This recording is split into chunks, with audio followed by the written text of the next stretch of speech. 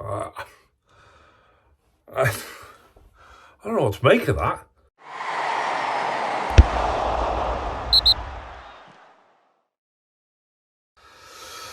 Hello everyone, welcome back to Newcastle Fans TV. Bournemouth 1, Newcastle United 1 at the Vitality Stadium. Newcastle for large parts of the game were absolutely atrocious. First half was terrible after the first 10 minutes.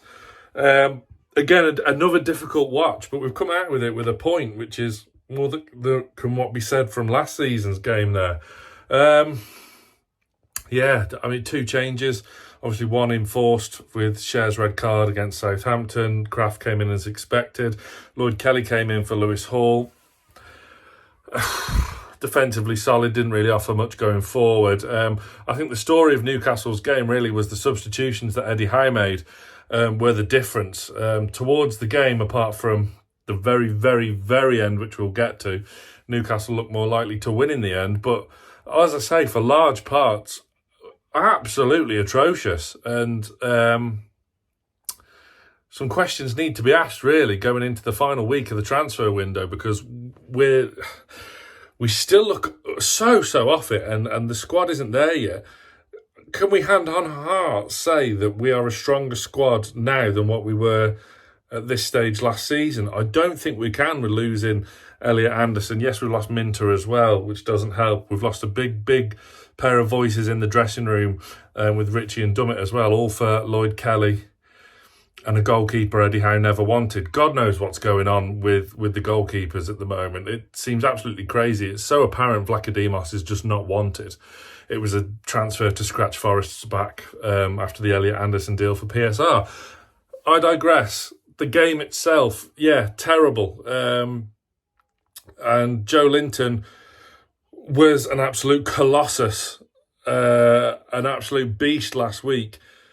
Today he was absolutely appalling. How he's seen them 90 minutes through, A, not being hooked by Howe, and B, not getting a red for a clothesline to Neto, who was probably the difference maker for Bournemouth today. He pulled off some fabulous saves to deny us 3 points in the end, which doesn't feel right saying, because, again, we come back to it. Large parts of that game from Newcastle United were shocking. Nothing from the right-hand side.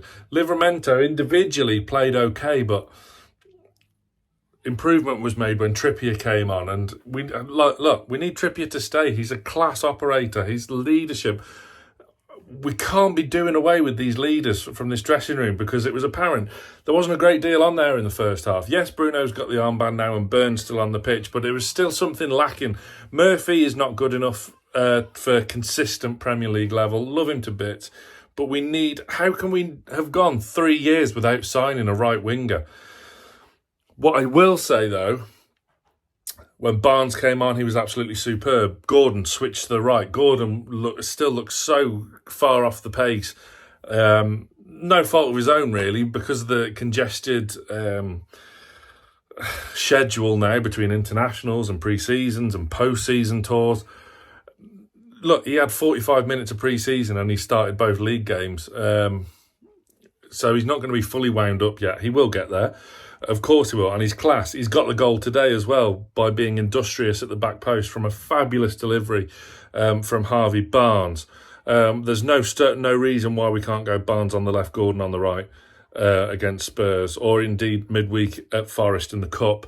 Their goal was shocking. Joe Linton giving the ball away. Absolutely terrible game he's had today, Joe Linton.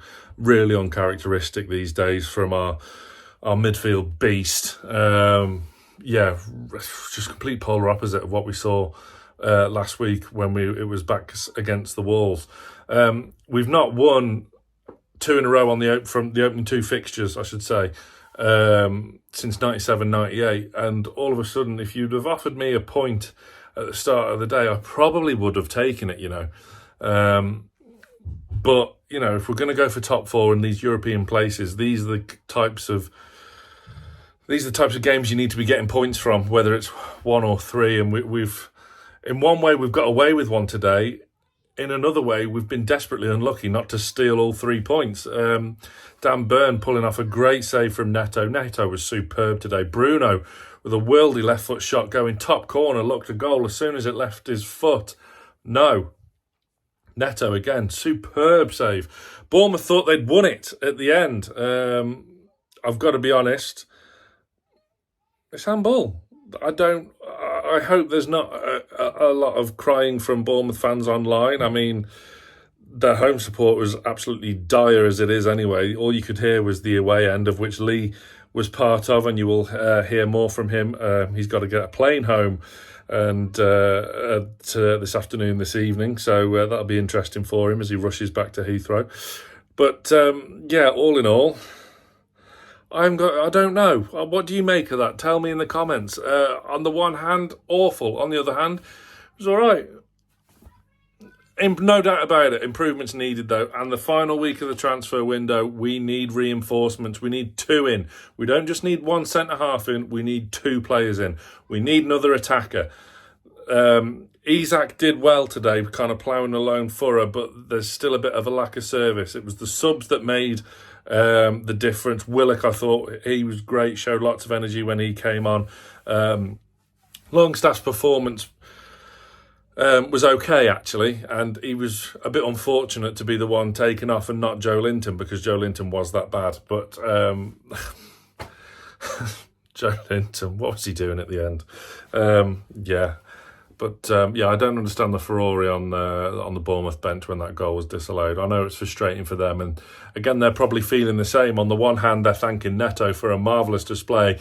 On the other hand, they'll feel as well like they could have won the game. So on that basis, I suppose a draw is a fair result. But anyway, let me know what you guys think in the comments. It's a real muddling game and one that's really hard to dissect. Lee'll do it all properly in the last word.